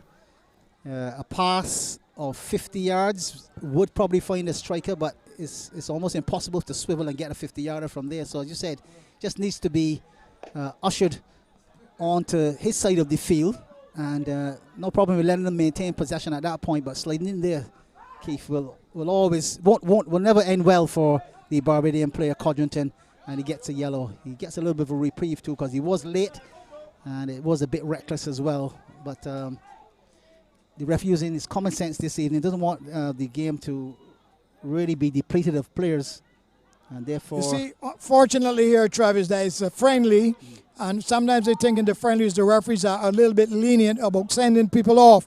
Yeah, but surely if that was a competitive game, Barbados would have been down to 9 men. You have to take your time and play at this level. And again, you have to be very mindful that discipline is one of the key factors of making a good team. Yes, it is for sure. Cuba looking as though they're just about ready to resume with Pedro Julian wearing number 6 or something going past you there, Keith. So maybe they've changed their mind about the substitution. And he's complete and good to go again now. Trying to pass one and past the second man is the Barbadian Deshaun Howell. plays the ball out wide. That's a disguised pass in towards the edge of the 18-yard box, asking questions of the ref, but he's A-OK with that. And the breaking ball goes to Ruiz. This is danger, Trav. So there is again, cut out by Highland, who swivels and then chooses to clear the way he's facing, but gives up possession to Vera. Vera now with all the circus tricks in the world, Keith. The back heel deployed there to to find the midfielder. Ramirez then finds goal scorer Calero, and they go all the way back. The Cubans are so to confident, Mostela. Trevor, as you speak. They're going to substitute their keeper and bring on the reserve keeper to give him a good little run out. So we'll wait and see. So Barbados winning possession with Harris, who spreads it inside with a left foot pass to Holligan. Gets a rear touch of this ball. He too goes further wide.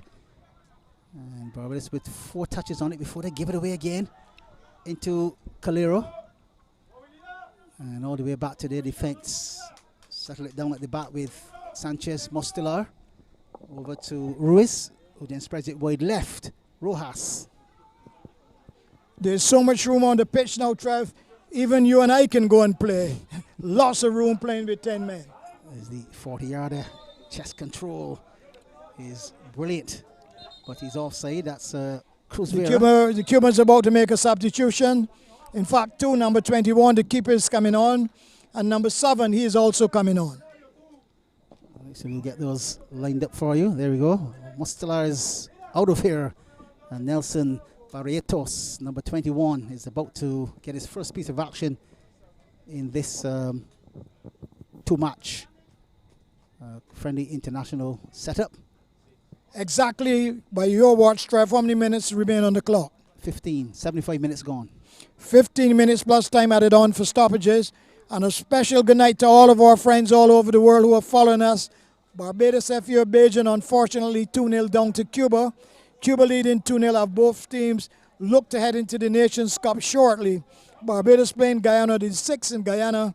And all those fans who love Guyana, you can go down and give Barbados support, because you will need to be there to uplift the Barbados team, who are finding difficulty winning matches. 6th match for the year, and even though they have played well in patches, they've not been able to get that winning result. So heading towards the 76th minute, Cuba continue to hold that 2-goal cushion over the Bajan Tridents as Codrington takes possession. He plays the searching ball out to this left-hand side in possession and looking to do some damage. Howell into Holligan. Harris in possession now, backing that goal that he really wants to be facing. And the ball into the night sky. The left foot square tried there this time by Tariq Highland, but he too overzealous. Well, Trevor, I'd like to interject because very importantly, I've been told to notify you that your vehicle lights are on. So you need to have that rectified as quickly as possible, sir. I think did you hear me? Yes, I did, Steve. I think it's maybe the vehicle that's next. Oh, you're going to use the little sub Maitland. He's still a youngster. I'm good, sir, but I can see from here, Keith, but it appears as though it is the vehicle that's next to mine. Oh, okay. So. Is the vehicle next to his, Neil? Similar type of vehicle. Here comes Cuba again, edge of the 18-yard box. The right foot shot coming in. Oh. And good. Well, he just came on. That could have been 3-0 again. Good defensive work from Codrington. He set the Cubans probing and searching and looking for the killer goal to make it 3-0. Barbados still looking to get a goal and to get back into the game. Still a lot of time remaining, but they would have to play with a bit more positivity and creation at the moment, lacking from the midfield. Barbados has the ability to come forward and get the ball, thereby they've given it away once again. Danger here momentarily. Good defending. Barbados playing it all the way back to the keeper. So good work from Miller there. There's the searching ball down this left-hand side. Chance for Barbados to create the first real chance, and there's a brilliant save. It took the deflection, Keith. This keeper looks even sharper than the other keeper. I thought that was destined for the top drawer on the left, but somehow he came across, covered the ball very well, and averted the danger, and the Cubans looking to hit on the break. Yes, they are. If Barbados had played that from the beginning, Trevor, knock, move, commit, shoot, probably Barbados should have been on equal terms. Yeah, certainly should have been. The ball took a bit of a deflection off the defender there and allowed Barbados to make a slight move backward, Keith, and then go into the air, cat style, to pluck it out of the air. I'm suggesting that if it didn't take the deflection, it would have been nestled into the back of the net because it would have had the pace and power to beat him. But the deflection allowed it to slow down just a bit. And Josson Barrientos through the air, almost like a Spider-Man style, plucked it out of the air and made it look really easy in the end. Cuba remain ahead, 2-0. I think Barbados is about to make the final substitution, still 2-0 down, but with 13 minutes remaining on the clock officially, Barbados still with a chance to come back and draw the game if they can find someone with some supreme brilliance and sublime passing to give them that opportunity to get an opening goal. So with Canella on the field, he will be spreading this ball left and right as he's done in the first game. This one was unsuccessful. Ball picked up in turn then by Leacock, the substitute, coming on in just about 60-odd minutes or so. Applewhite will be, there it is, Applewhite will be withdrawn, and Derico King will be deployed in a central midfield, holding midfield position.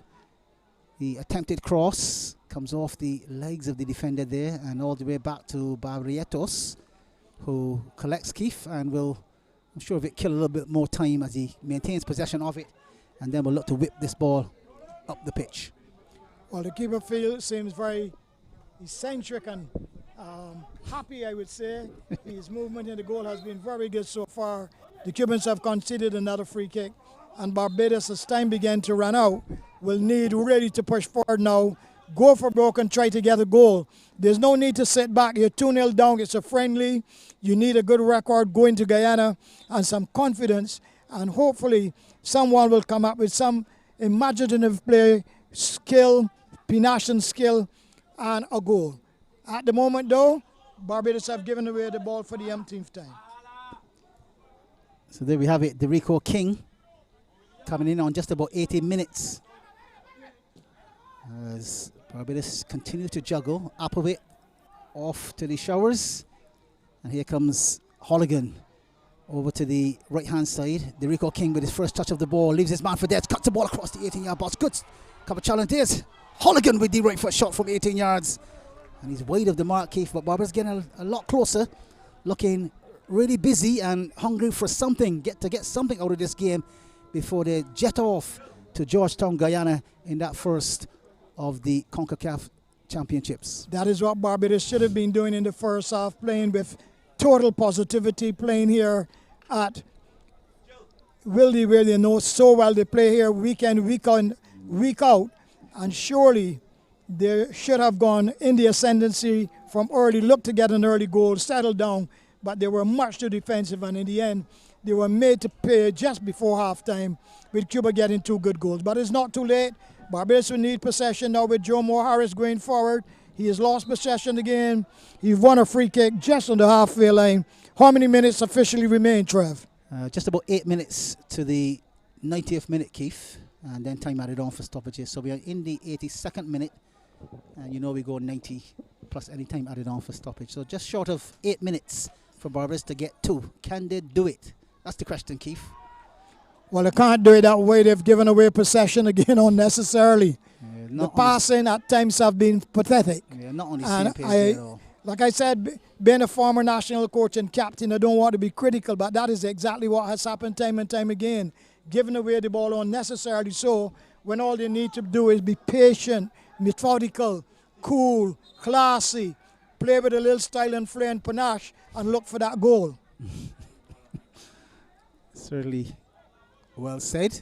And let's see if Holligan can generate something from this free kick. He's signalling, so he's put it on the spot. The ball drops in the process as the keeper is challenged by Codrington, but he gets the luck at the bounce and he smiled as well because it falls right into his palms. Well, this is danger here. Trevor 2 again. Swan for Off the the Cubans. races. Cruz Vera, right foot. And that's a back heel. He's a cheeky little fella, he is. He tried to outfox Barbados there. Leading ball played again. Cleared out by the defense. Shouts of handball. Ball goes back to Cruz Vera, who is the little magician for the Cuban team, Keith. The captain, and he leads by example. Leading ball into the box here. And he's in an offside position as the Well, he got it in the back of the net, but he had straight offside. The flag goes up in the nick of time. The Bajans didn't actually move because they would have realized that he was in an offside position. So But Trav, the moon is coming out brightly now as they come to the closing stages. But it has been a good night, good night from the perspective of the weather. Barbados have not really stepped up in this game whatsoever. They have shown patches of brilliance, but in general, it's a little too patchy. And hopefully when the team travels in a few days' time down to Guyana, they'll be able to do a lot better and make Barbados proud.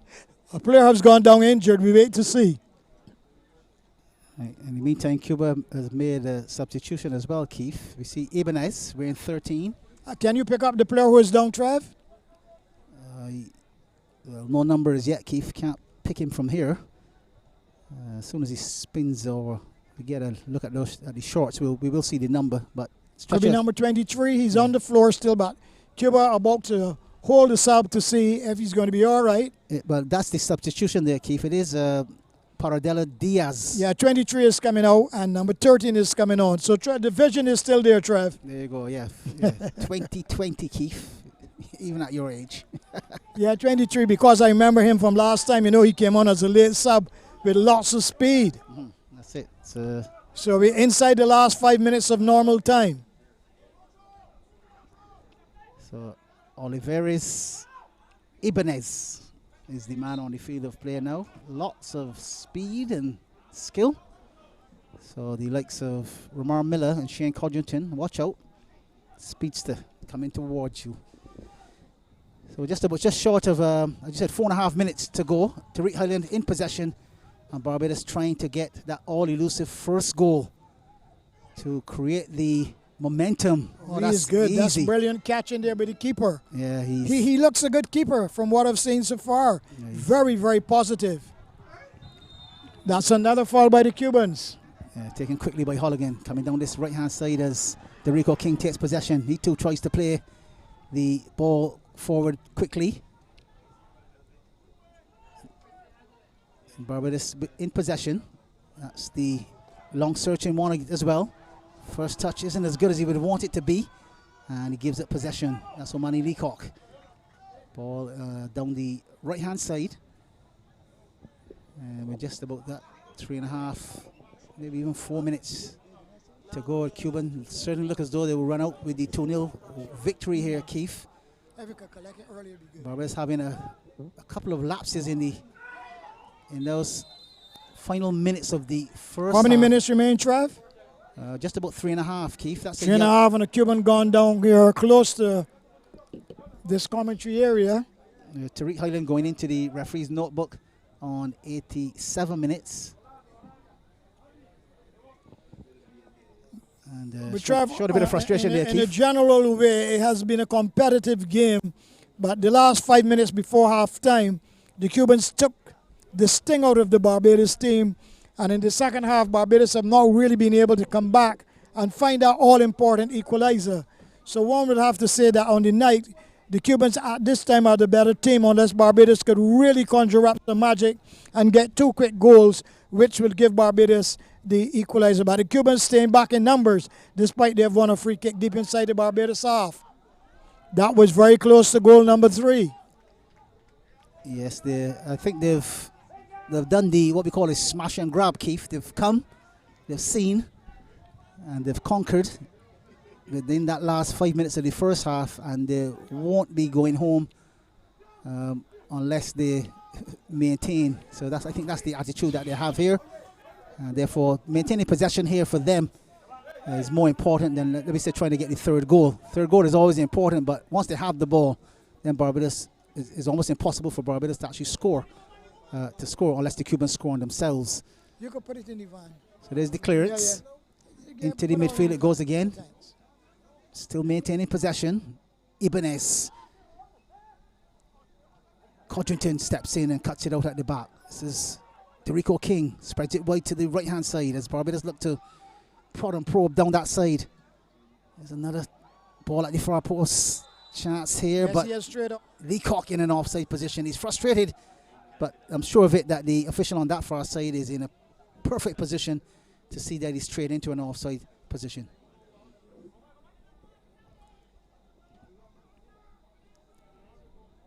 So Nikolai Blendman continues to spray those balls from right to left, trying to sneak one in on the far side so that Omani Leacock can get in on goal. The first one was okay. The second one wasn't his. Cuba now, the left foot shot, and it's wide of the mark on 89 minutes. Well, after that, my vision is good. I saw the referee pick up 5 fingers, so it would be 5 minutes added on for stoppages, but that was very close to goal number 3. The Cubans still full of running, still full of life, and Barbados still hoping and searching. Yeah, that shot was taken by Perez Ramos. Rasping left foot volley there. And off the target, and Primus with no work whatsoever to do. That one sailed past his far post.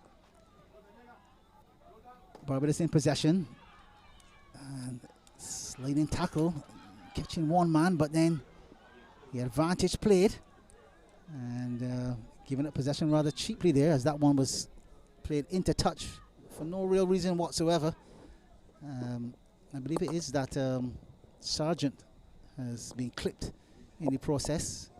So with the 90 minutes on the clock, we see 3 minutes to be added for injuries such as this one. It's Holligan actually that's on the surface, and that's a worrying sign as we're days away from departing Barbados for Georgetown, Guyana.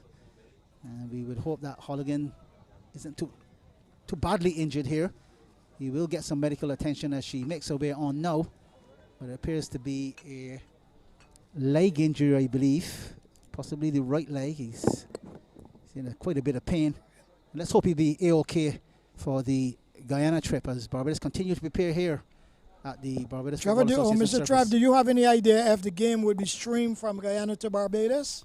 I don't have that information as yet, Keith, but in this day of technology, you can almost put your money on it that we probably will get the link and be able to view that from in our living rooms as well. Most of the games are streamed these days. Probably is a requirement that the associations have their technology up to mark, and I would suspect that within the coming days we will get the link. The viewers, I know they're quite interested. Just keep having a look at the Barbados Football Association's website, www.barbadosfa.com. Well, one day soon I hope that you'll get an opportunity to travel when the team is traveling and bring back some sweet commentary. It's quite possible. Passport ready. Torn is ready. Let's see if we can get the plane ticket. Well, we are definitely into the closing minutes of the game. Barbados still trailing by 2-0 and hopeful. The Cubans would leave here smiling if they should win the game by 2-0. But Barbados know fully well that the big match is in Guyana on the 6th. They're looking for goal number 3. Good defensive work from Barbados, and the Cubans will have to try again. Good tackle coming in. Ball runs away from both players. Free kick to Barbados. Yeah, still very competitive here, even on 90 plus 1 or 2 minutes here. Both teams still concentrating on their game plan and executing those tackles, etc. So hopefully the Barbados team especially will learn from this encounter and be able to go from strength to strength as they head towards the final preparations, Keith, in the what we consider to be the 2018 Senior Men's CONCACAF Nations League first round. Square ball into the box, this one to the edge of the 18-yard box. Perhaps lay it back to Harris, who will strike one from here. Into the wall it goes. It's kept alive and it falls all the way back to the... Well, I believe that would be the last chance for Barbados at this time because the ball is going straight into touch. And by my calculations, the whistle will go any moment now. We are into the last minute of the 5 of time added on for stoppages. So more than likely Barbados may not have that chance to come back unless they can really perform a miracle. So here comes Cuba again now. That's the leading pass by Ruiz, finding Cruz Vera for the umpteenth time in the first half and the second half. The two of these have a brilliant understanding. Ball all the way back to Ramirez, who then finds Rojas, who makes his first mistake of the evening, but tidies up with a sliding tackle all the way back to his substitute keeper, Barrientos, who is toying with the Barbados strikers at this point. He looks very accomplished as well. He's been waiting his time, having had the number 1 pick, Sanchez Mostelia, in the goal bar for most of the game, but certainly has showed that he has the true colors to represent Cuba and has been able to do that very well.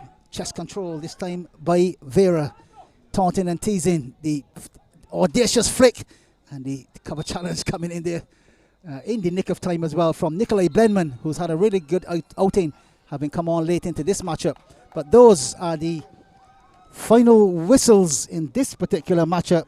It's the second of two. The first game ended 0-0, and this second match, 2-0 to the Cubans over Barbados. We say thank you very much to Kimball Ward, the referee this evening of the St. Kitts Nevis, also first assistant Kevin Clark, the second assistant Shannon Gibson, and of course our fourth official Gillian Martindale as well. Trevor Thorne from Commentator Sports Incorporated, alongside the maestro himself, Keith Grell Griffith, and we'll give Keith a chance to lay down his final words before we put a wrap on this one and pass it back to Anmar and Nicholas. Keith? Doesn't seem to be on cue at this point in time. The Cubans with the flags on the far side, and celebrations all around for our northern neighbours as we see the flag very evident here. The Cubans about to take some photos as well. A photo opportunity here. I believe this one will make its way across the net as the teams continue to greet and also say farewell. Bon voyage as Cuba prepare themselves for, I believe it's just about another day or two camped out here in Barbados, and then they'll be making their way over to Cuba to prepare for their matchups. We want to say good night to Rick Nico Marshall, Jason Carter, and Daquan Adamson, who we know are locked and loaded and always interested in what's going on as well. My good friend Seymour Aline, Melvin Ibo Oxley, Jeffrey Marshall are also locked and loaded from New York in the chat. And with that, the game coming to an end, and Cuba with the classified result then, having drawn 0-0 in the first encounter on Sunday night. Took the game by the scruff of the neck on just about 40-odd minutes with two clinical finishes. The first from Morris Calero on 41 minutes, and the second from Baquero Ruiz, who stamped his authority all over this one with the right foot finish. Cuba in a classified result then. Cuba 2, Barbados 0 from the Barbados Football Association's artificial surface. Nicholas and Anmar, if you're set, you can take it. Here at the BFA headquarters, Barbados 0, Cuba 2. Maitland, your assessment of tonight's match? Disappointing. From the first whistle, it was clear that the Cubans once again had the impetus and the desire to come out and play good football. The two goals, obviously, near the end of the first half really deflated us and really depleted our spirit. And coming out in the second half, it was, as we said, it was a mountainous task. But we looked as though we were looking to reduce the deficit early on. As I said, we needed to get a goal in the first 10 minutes. And within the first 5 of the second half, we had a very good chance to reduce the deficit. But overall, we didn't give enough. And we can only blame ourselves for this defeat. Barbados made a couple of substitutions in the second half, obviously in an attempt to win the game, being 2-0 down. What do you think was going through the technical director's head at that moment? Well, with the 2 halftime substitutions, Edme coming off and Tito Beckles also coming off. Those are 2 ineffective players in the first half. So I did agree with the substitution of both those players, but unfortunately then Papi Chandler got sent off, about midway through the second half. So that really, I could only assume that it really messed up the plans of the technical director and the rest of the coaching staff. But the substitutions were really to get a change in the game. And as I said, near the beginning of the second half, we did have that change, but the Cubans were a bit too strong for us. They kept the pressure on. They did not ease up as we had hoped that they would. They did not ease up, and we were not able to really get the passes together and get the possession that would allow us to get in the final third and really cause some havoc down there. Omani Leacock came on. I thought he was very good when he came on. He took the game to the Cubans. He was the only one on the pitch who was really taking on players, beating players. But he also engineered a shot on target. But that was all that we mustered for the entire second half. And I think now the players and the management team have to look at themselves and really analyze what's the best move forward now for Barbados in the Nations League, because I can only assume that we are further behind than we thought we would have been. Let's talk about Jabari Chandler's red card. It seems like both players were going for the ball, and then something happened, and the referee showed him the red card. What do you think would have happened there? I was quite surprised by the red card. I also thought that Papi Chandler took a bad touch in the midfield, and you know how strikers can get. Strikers are notoriously the worst tacklers in football, some of the worst. And I think he just had a bad touch in the midfield, and then trying to recover the ball, he made the challenge on the player. But I don't know what happened between the challenge and when both players were down. They had some entangled legs as well. But the referee sent off both of them for unsportsmanlike conduct. And I think that in a situation like that, it would have been hard if only Barbados has suffered the expulsion, but the referee evened it up. And as I said, I think we were expecting a very fairy game from the Cubans today, and that's what we got. The red card aside, I think that the refereeing was good for the two games, but I think that red card really put a damper on us, literally, as long with the rain. That really put a damper on us, because even 11 versus 11, we weren't doing as good as we wanted to. And then with 10 against 10, even though it's still even, it was still the same, because Cuba then knew, okay, the end of the game is soon near. Let's not make any more mistakes, and that made them better. Cuba were tonight physical again. I think that's the only way they know how to play.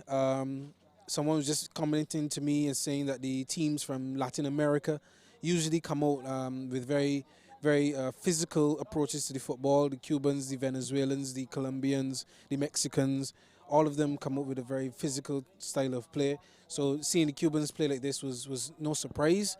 I was surprised that we could not match their physicality.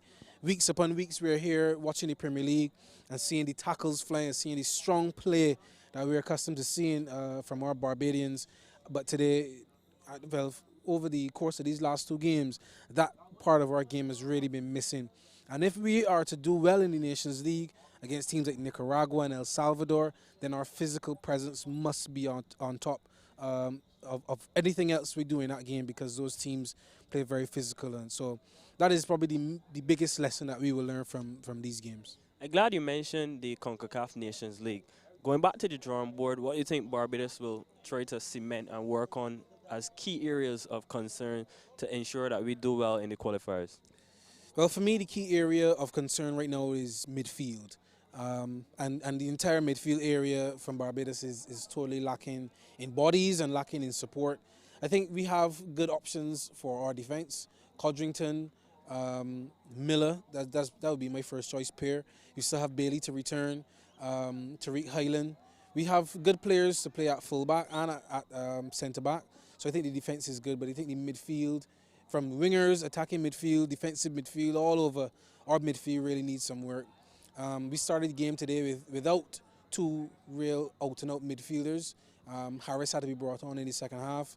Our wingers are, I think Appleway is a winger, but Lashley can play on the wing, but he's not a winger.